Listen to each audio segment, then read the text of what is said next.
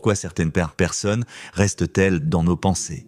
Même quand on essaie de tourner la page, tu vis ta vie, tu avances, tu fais de nouvelles rencontres. Et pourtant, il y a des visages, des souvenirs qui reviennent, encore et encore, comme des fantômes du passé. Ils surgissent dans les moments de calme, ou quand tu es un peu plus vulnérable.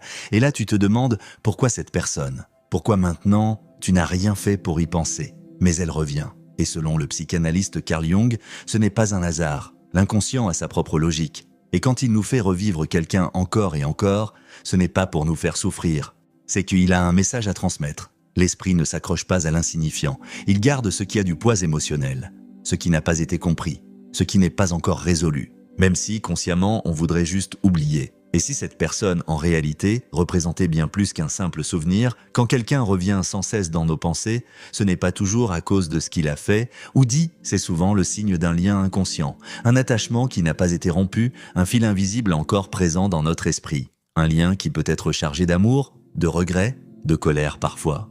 Mais ce qui est sûr, c'est qu'il reste vivant. L'inconscient, lui, ne suit pas le temps de l'horloge. Tu peux croire que c'est terminé depuis des mois, voire des années, mais s'il y a quelque chose qui n'a pas été compris ou digéré, alors ce lien continue d'exister. Peut-être que tu as déjà vécu ça. Tu entends une chanson, tu sens une odeur, tu croises une scène, et d'un coup, tu es replongé dans un souvenir. Pas juste une image, mais une émotion. Parce que le cerveau, lui, ne range pas les souvenirs par date, il les range par émotion. Et quand une émotion forte est encore liée à une personne, le moindre déclencheur peut tout réactiver. Mais parfois, ce n'est même pas cette personne que tu vois, c'est toi. Et c'est là que ça devient encore plus profond. Carl Jung parlait de projection, ce moment où tu attribues à l'autre des qualités ou des défauts qui sont en réalité des parties de toi, des parties que tu ne reconnais pas toujours ou que tu n'oses pas encore exprimer. Par exemple, si tu es obsédé par quelqu'un de confiant, de charismatique, peut-être qu'au fond de toi, tu ressens ce désir d'être plus affirmé. Et si, à l'inverse, tu ressens une irritation inexpliquée face à quelqu'un, c'est peut-être parce qu'il incarne un aspect de toi que tu as du mal à accepter. On projette autant notre lumière que notre ombre. Et parfois, penser sans cesse à quelqu'un, c'est l'inconscient qui te dit « regarde en toi ». Ce n'est pas lui, c'est toi. Il y en a aussi ces personnes qui finissent par devenir des symboles dans notre esprit. Elles cessent d'être de simples individus. Elles deviennent des archétypes.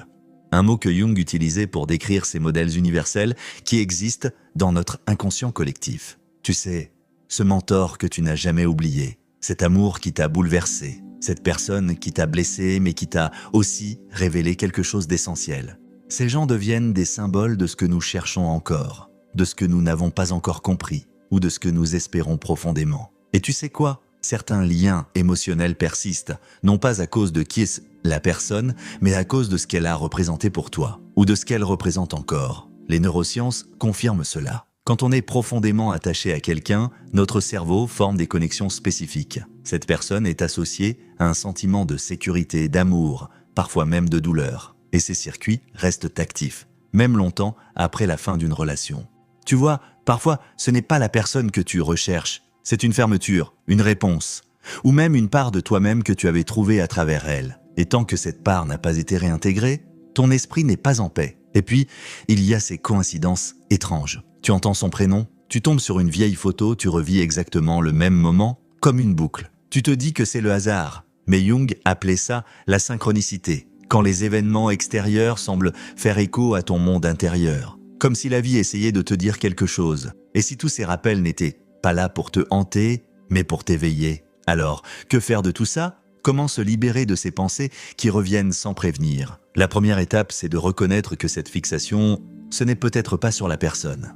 C'est sur quelque chose de plus profond. Pose-toi ces questions avec sincérité. Qu'est-ce que je ressens encore au fond de moi ? Quelle émotion reste non résolue ? Quelle leçon je n'ai pas encore pleinement intégrée ? Et surtout, quelle partie de moi-même est encore liée à cette histoire ? Lâcher prise, ce n'est pas oublier, c'est intégrer, c'est s'autoriser à ressentir, à comprendre et à accepter.